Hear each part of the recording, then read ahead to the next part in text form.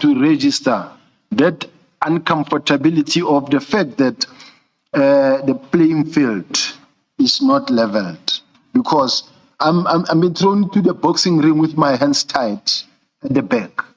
I have nothing that I can refer to. I have no document that I can show.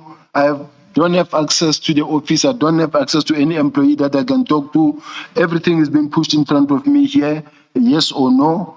What do you remember about this? Why were you discussing this? I have nothing to show. I wish we were all operating from the same strong points. Now I'm operating from a weak point of view from where I'm sitting. So I just wanted to say, I don't want to waste time really, Chair, but let's go according to this. I will respond to all of them, but I just wanted the evidence leader to also know that you are talking to a man who is blind now.